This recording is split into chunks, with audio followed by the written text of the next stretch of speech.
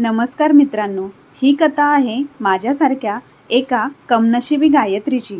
तुम्ही सर्वजण आता मला ओळखायला लागला असाल। हो, मी गायत्री, जिने 9 महिन्याच्या बाळाला सोडून आत्महत्या केली। पण मी खरंच आत्महत्या केली का? की मला त्या आत्महत्येसाठी प्रवृत्त केले गेले? आज मी तुम्हाला सर्व काही सांगणार आहे।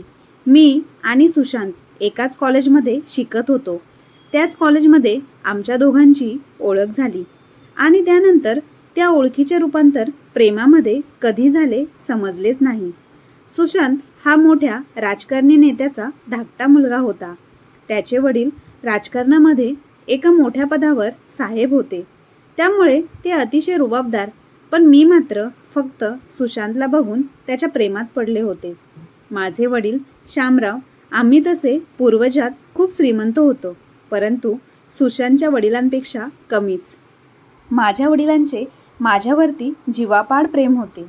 जेव्हा मी सुशांतबद्दल माझ्या वडिलांना सांगितले, तेव्हा त्यांनी या लग्नाला स्पष्टपणे नकार दिला होता। त्यांचे म्हणणे होते की आपण नेहमी आपल्यासारख्याच कुटुंबासोबत नातेसंबंध जोडायला हवेत, त्यामुळे तू त्या मुलासोबत लग्न करून सुखी राहू शकणार नाही असे मला वाटते। परंतु मी मात्र सुशांतच्या प्रेमामध्ये जणू वेडीच झाली होती। मला सुशांतशिवाय दुसरे कोणीही दिसत नव्हते। माझ्या वडिलांनी माझ्यासाठी दुसरे स्थळ शोधायला सुरुवात केली होती। तेव्हा तर मी अगदी घरातून पळून जाण्याचा आणि लग्न करण्याचा विचार केला होता। जेव्हा माझ्या वडिलांना हे समजले, तेव्हा मात्र त्यांनी आपल्या घराण्याची अब्रू जाऊ नये म्हणून माझे लग्न सुशांतबरोबर लावून देण्याचे ठरवले आणि 24 एप्रिल 2021ला आमचे लग्न झाले। त्या लग्नातही सुशांतच्या घरच्यांनी हुंड्याची इतकी मागणी केली होती की ते ऐकून तुम्ही देखील कदाचित चकित व्हाल। 51 तोळे सोने, फॉर्च्युनरसारखी महागडी गाडी आणि चांदीची भांडी आणि सोबत एका मोठ्या हॉटेलमध्ये शाही पद्धतीने लग्न लावून दिले। माझ्या आनंदासाठी फक्त माझे आईवडील सारे काही करत होते। पण लग्नाच्या अगदी दुसऱ्याच दिवशी छोट्याशा कारणावरून माझ्या सासऱ्यांनी भांडण केले। तेव्हा माझ्या वडिलांनी माझ्या सासऱ्यांची पाय धरून माफी मागितली आणि तेही कारण नसताना। पण आता मात्र हे नेहमीचेच होऊ लागले होते। दिवसामागून दिवस जात होते। आता आमच्या लग्नाला 6 महिने पूर्ण झाले होते। त्यानंतर गौरी गणपतीचे दिवस आले, त्यामुळे माझ्या सासूबाईंनी माहेरहून चांदीच्या गौरी आण असे मला सांगितले। सासूबाईंची ही मागणी जेव्हा मी माझ्या आईला सांगितली, तेव्हा माझी आई म्हणाली, आपल्याकडे मातीच्या गौरी बसवतात, मग चांदीच्या गौरी कशाला हव्या आहेत? पण तरीही माझ्या सासूबाईंनी मात्र हट्ट सुरू ठेवला। त्यामुळे माझ्या आईवडिलांनी मला चांदीच्या गौरी बनवून दिल्या खरे, तर लग्नात देखील सासऱ्यांनी आम्ही राजकारणातील मोठी माणसे आहोत, या समाजात आमची खूप प्रतिष्ठा आहे, मोठे मोठे लोक लग्नाला येतील, त्यामुळे लग्न चांगले झाले पाहिजे, हुंडा जास्त मिळाला पाहिजे, लग्नात मुलाला तुमच्याकडून मोठी गाडी देखील मिळाली पाहिजे, मोठे मोठे नेते आमच्या लग्नाला येतील म्हणून मोठ्या धूमधडाक्यात लग्न व्हायला हवे। हे कुठेतरी हे सगळे माझ्या वडिलांना पटत नव्हते, परंतु माझ्या चेहऱ्यावरील आनंद बघून त्यांनी हे सारे काही केले होते।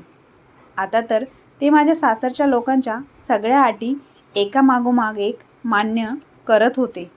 परंतु आता काही दिवसातच नवरा सोडून घरातील सासू सासरे यांच्या वागण्यात थोडा थोडा बदल मला जाणवायला लागला होता। या सगळ्यांमध्ये सगळ्यात जास्त त्रासदायक होती ती माझी नणंद समीरा। ती तर नणंद या नावाला जणू काळीमाच आहे। तिला तिच्या वहिनीने चांगले राहिलेले पटत नव्हते। ती सतत माझ्या सासूबाईंना चुगली लावायचे काम करत असे। जर माझ्याबरोबर माझी सासू चांगली बोलली किंवा मला एखादी साडी जर आणली तर तिला ते आवडत नसे। ती लगेच भांडायला सुरुवात करत होती। पण हे मात्र ती कदाचित विसरत होती की एक स्त्री दुसऱ्या स्त्रीची शत्रू कशी असू शकते? हा प्रश्न मला नेहमी पडत होता। समीरा माझी नणंद असून देखील ती मला शारीरिक आणि मानसिक देखील खूप त्रास देत असे। ती जुन्या लोकांची म्हण आहे ना, ज्या घरात नणंदेचा वास तिथे घराचा नाश. अशी नणंद कधी कुणालाही भेटू नये अशीच मी देवाच्या चरणी प्रार्थना करते. आता सुशांत तर माझ्या वडिलांकडे एक एक मागण्या वाढवतच चालला होता. तो कधी ₹1,00,000 तर कधी ₹2,00,000 हवेत असं सतत माझ्या मागे लागत असे. तर कधी ब्रँडेड 1,50,000चं घड्याळ नवऱ्यासाठी, कधी महागडा गॉगल, तर कधी 2,00,000चा फोन.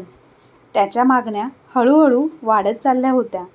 पण माझ्यासाठी आईवडील त्या सर्व काही मागण्या पूर्ण करत होते. सततच्या या त्रासामुळे आता माझी मानसिक स्थिती देखील ढासळू लागली होती. मी आता पतीबद्दल, सासरच्या लोकांबद्दल माहेरी सांगू लागले होते. ते लोक मला त्रास देतात असे मी म्हणू लागले होते. माझ्या मामाला मी एकदा सांगितले, मामा, सुशांतसोबत लग्न करण्याचा माझा निर्णय चुकीचा होता. पण आता काही हातात राहिलेले नव्हते. एकतर मी माझ्या मर्जीने प्रेमविवाह केला होता. त्या सासरची मंडळी मला असा त्रास देत होती की काय करावे हेच कळत नव्हते. त्यातच आमच्या लग्नाला 1 वर्ष झाले आणि मला दिवस गेले. मी खूप आनंदाने ही गोष्ट सुशांतला सांगितली. परंतु सुशांतने माझ्या चारित्र्यावरती त्याच्या बहिणीचे ऐकून संशय घेतला. हे मूल माझे नाही असे तो म्हणू लागला.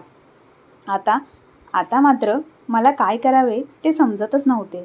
आपण ज्या पतीवरती विश्वास ठेवून या घरात आलो, तोच नवरा आपल्या चारित्र्यावरती संशय घेत आहे, या गोष्टीचा मला खूप मोठा धक्का बसला. गरोदरपणामध्ये तर माझी नणंद आणि माझी सासू माझ्या तोंडावरती देखील थुंकत असत. या सर्व गोष्टींमुळे खूप विचार करून त्या दिवशी विष पिऊन मी स्वतःला संपवण्याचा निर्णय घेतला. पण सुशांतने जेव्हा मला असे पाहिले तेव्हा त्याने घाईतच आपल्या बहिणीला सोबत घेतलं आणि मला हॉस्पिटलमध्ये दाखल केलं. मी त्या दिवशी वाचली तेव्हा सुशांत व त्याची बहीण डायरेक्ट घरीच निघून गेले. तुमची मुलगी तुम्हालाच राहू द्या, आम्हाला ती नांदवायची नाही, असे त्यांनी माझ्या आईवडिलांना सांगितले. मी आपल्या आईवडिलांसोबत माहेरी आले आणि माझ्या वडिलांना म्हणू लागली, माझी चूक झाली की मी त्याच्यासोबत लग्न केले. आता मी परत जाणार नाही. परंतु मी गरोदर होते. माझ्या वडिलांना माझा संसार वाचवायचा होता. आपण त्यांच्या मागण्या पूर्ण केल्या. इतके मोठे लग्न झाले. मुलगी जर अशी घरी राहिली तर नातेवाईकांमध्ये आपली इज्जत जाईल. आपली सगळी अब्रू धुळीला मिळेल. भाऊबंदकीमध्ये प्रतिष्ठा कमी होईल. आपल्या मुलीचे पुढे कसे होईल म्हणून वडिलांनी मला समजावले. गायत्री, आता तू गरोदर आहेस. बाळ झाल्यावरती हे लोक नक्कीच बदलतील. असे विचार करून स्वतःला कष्ट देऊ नकोस. सुशांत तुझ्यावरती प्रेम करतो असे समजावून वडिलांनी मला परत सासरी पाठवून दिले. त्यानंतर माझ्या वडिलांनी माझी सासू, नणंद आणि सुशांतचे पाय पकडले. माझ्या मुलीला समजावून घ्या, तिला इतके काही कळत नाही असे सांगितले आणि त्यांची माफी मागितली पाय पकडून. त्यानंतर परत धूमधडाक्यामध्ये डोहाळे जेवण झाले. आईवडिलांकडून होईल ते सगळे त्यांनी माझ्यासाठी केले. 9 महिन्यानंतर मी एका गोंडस मुलाला जन्म दिला. बाळ झाल्यावर 1 महिना वातावरण चांगले होते. सासू लाड करायला लागली. मग लगेच सासूचे कान माझी नणंद भरवू लागली. इतके लाड करू नको, तिला डोक्यावर बसू नको असे म्हणायला लागली. मी सगळ्यांचा त्रास सहन करत होती. माझ्या घरात 3 मोलकरणी होत्या, तरी माझी सासू मला काम करायला सांगत असे. एक खूप महत्त्वाची गोष्ट इथे नोंदवावीशी वाटते, ती म्हणजे 1 वर्ष माझ्या लग्नाला झाले होते, पण तरीही सुशांतने मला माझ्या जावेसोबत बोलू दिले नव्हते. माझ्या भावाची बायको चांगली नाही, ती खूप भांडखोर आहे असे तो सतत म्हणत असे. सुशांतने मला तिच्यापासून दूर ठेवले होते आणि मी सुद्धा जावेला लग्नानंतर कधीच भेटली नव्हती. कधीही तिच्याशी बोललेली देखील नव्हती. आता मात्र मला आपल्या जाऊबाईचा त्रास काय असेल हे समजू लागले. माझ्यासारखाच त्रास या लोकांनी तिला दिला होता. ती आता पोलिसांना सांगत आहे की तिला देखील माझ्या सासरच्यांनी असाच त्रास दिला होता. एकदा तर भांडणामध्ये तिला माझ्या सासऱ्याने आणि पतीने मारहाण देखील केली होती. तिने ह्या लोकांविषयी पोलीस स्टेशनमध्ये तक्रार देखील नोंदवण्याचा प्रयत्न केला होता. पण या लोकांच्या राजकीय दबावामुळे तिची तक्रार पोलिसांनी घेतलीच नाही आणि आपापसात मिटून घ्या असे सांगून तिला परत पाठवण्यात आले. म्हणून ती या लोकांपासून दूर राहते हे मला आत्ता समजले. या अगोदर देखील जर मी या विषयावरती सुशांतसोबत बोलायला गेले तर तो नेहमी मला दमदाटी करत असे, शिवाय मारहाण देखील करत असे. तो फक्त मला माहेराहून पैसे आणायला सांगत होता आणि मी सुद्धा पतीने सांगितल्याप्रमाणे माहेरावरून पैसे आणत असे. माझे वडील सुद्धा मुलीला त्रास नको म्हणून जे मागेल ते मला देत होते. त्यांची फक्त एकच इच्छा होती, आपल्या मुलीचा संसार सुखाचा होताना पाहायचा. हळूहळू माझे बाळ 6 महिन्यांचे झाले, पण माझा हा त्रास मात्र काही कमी होत नव्हता. बाळाकडे पाहून मी सारे काही सहन करत होते. आज नाही तर उद्या ही परिस्थिती बदलेल आणि सर्व काही व्यवस्थित होईल, ही एकच आशा मनाशी बाळगून होते. बाळाकडे पाहून मी जगत होते, परंतु माझी नणंद सासू मला खूप त्रास देत होते.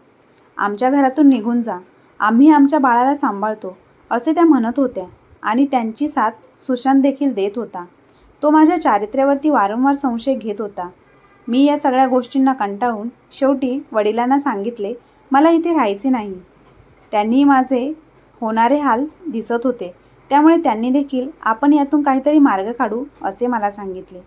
पण त्याचवेळी सुशांतने माझ्या वडिलांना 2 कोटी रुपये द्या, मला प्लॉट घ्यायचा आहे असे सांगितले. तेव्हा माझ्या वडिलांनी त्याला आता माझ्याकडे इतके पैसे नाहीत असे सांगितले. सुशांत तिथून रागात निघून गेला आणि या गोष्टीचा राग तो माझ्यावरती काढू लागला. मला रोज मारू लागला. मला खूप रडू येत होते. मी माझ्या मैत्रिणीला फोन करून मी खूप मोठी चूक केली हे सांगत होते. जर मी माझ्या वडिलांचे ऐकले असते आणि त्यांनी सांगितलेल्या जागेवर मी लग्न केले असते तर आज कदाचित माझे हे हाल झाले नसते असे मला आता सारखे सारखे वाटू लागले होते. माझ्या चुलत भावाचे लग्न होते तेव्हा सुशांतला त्यांनी कपडे आणि अर्ध्या तोळाची अंगठी दिली होती.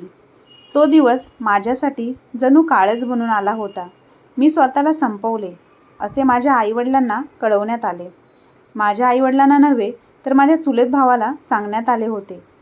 माझे आईवडील नातेवाईक लगेचच दवाखान्यात आले, पण मी मात्र तिथे शांतपणे पडलेले होते. तेव्हा माझ्या आईवडिलांनी डॉक्टरांकडे माझ्या तब्येतीविषयी विचारणा केली. तेव्हा डॉक्टरांनी त्यांना जे सांगितले ते ऐकून ते खालीच कोसळले, कारण माझा श्वास आता थांबला होता.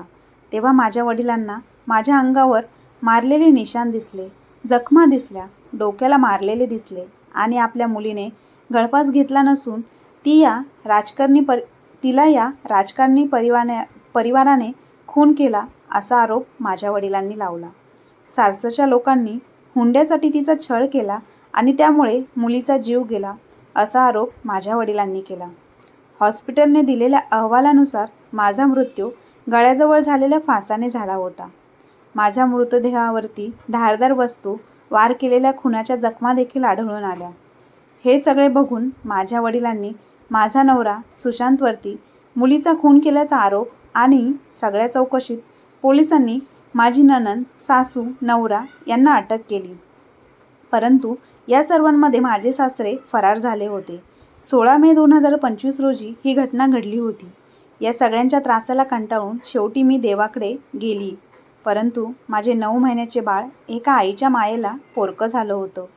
एवढं सगळं होऊनही माझं 9 महिन्याचं बाळ माझ्या माहेरी न देता या कुटुंबाने तिसऱ्याच अज्ञात व्यक्तीकडे दिले. आम्हीच आमच्या मुलीला त्या लोकांचा त्रास सहन करू दिला, तिला समजावले आणि नांदवायला पाठवले. याचाच फायदा त्या लोकांनी घेतला. त्यांनी जे मागेल ते आम्ही त्यांना वेळेवर पुरवले, म्हणून त्यांनी आमच्या मुलीला संपवले. परंतु आमच्या मुलीचा मुलगा आमच्याकडे राहावा, त्याचा सांभाळ आम्ही करू असे रडून माझे वडील म्हणत होते. परंतु माझे बाळ कुठे आहे त्याचा तपास लागत नव्हता. माझ्या मृत्यूनंतर माझे 9 महिन्याचे बाळ एका अज्ञात व्यक्तीकडे माझ्या सासऱ्याने सोपवले होते, जे आता सुखरूपपणे माझ्या आईवडिलांकडे सोपवण्यात आले होते. आपली लेक जणू आपल्याकडे परत आली आहे असा आनंद माझ्या आईवडिलांच्या चेहऱ्यावर दिसत होता. पण मला एक प्रश्न तुम्हाला विचारायचा आहे की कोणती आई अशी आहे की जी आपल्या 9 महिन्याच्या बाळाला सोडून स्वतः आत्महत्या करेल? ती आपल्या बाळाला सासरच्या लोकांकडे सोपवून स्वतः हे जग सोडून जाईल का? माझ्या जाऊबाईंनी वेळेवरती निर्णय घेऊन त्या बाजूला झाल्या म्हणून त्या आज सुरक्षित आहेत. त्यांचा नवरा त्यांच्या बाजूने होता म्हणून त्या हे सर्व काही सहन करू शकल्या. पण माझ्याकडे तर हा पर्याय नव्हता. माझा नवरा सुशांत हा तर फक्त बहीण आणि आईवडील यांच्या म्हणण्यानुसारच वागणारा होता. आज जर तो माझ्या बाजूने उभा राहिला असता तर मीही आज माझ्या मुलासोबत असते. एक आई आपल्या मुलापासून कधीही दूर झाली नसती. त्यांना जन्मठेपेची शिक्षा व्हावी असे संपूर्ण महाराष्ट्र म्हणत आहे. परंतु त्यांना शिक्षा होईल का की नेहमीप्रमाणे ही केसही दाबली जाईल? आजच्या विज्ञान युगातही हुंडा मुलीचा जीव घेत आहे. आज माझ्यासोबत जे झाले ते इतरांसोबत होऊ नये असे मला वाटत आहे. मला एकच सांगावेसे वाटते, मुलींनी आपल्या आईवडिलांचे म्हणणे ऐकायला पाहिजे, कारण आपण घेतलेले सर्वच निर्णय योग्य असतात असे नाही. आज माझ्या एका चुकीच्या निर्णयामुळे मला माझा जीव गमवायला लागला, तेही माझ्या तहानुल्या 9 महिन्याच्या बाळाला सोडून. पैसेवाला जावई भेटला म्हणून बाप सर्व गावाला सांगत होता, पण 1 वर्ष होऊन पण मुलीच्या चेहऱ्यावर आनंद काय दिसत नव्हता. मुलीला मिळणारा तिचा साथीदार हा खूप पैसेवाला आहे म्हणून तो तिला सुखी ठेवेल असे आपण जे समजतो ते मात्र माझ्या या प्रकरणामुळे तुम्हाला आता कळलेच असेल की ते किती चुकीचे आहे. मुलीच्या सासरची माणसे पैशाने श्रीमंत नसली तरी चालतील, पण मनाने मात्र श्रीमंत असले पाहिजेत. तेव्हाच त्यांचा संसार सुखाचा होत असतो. ही गोष्ट आता मला कळाली आहे. तीच मी तुम्हाला देखील सांगत आहे. दुसरी गोष्ट, जर प्रेमविवाह करत असाल तर हुंडा अजिबात देऊ नका. सासरच्या माणसांना एकदा चटक लागली की ते कधीही पिछा सोडणार नाही.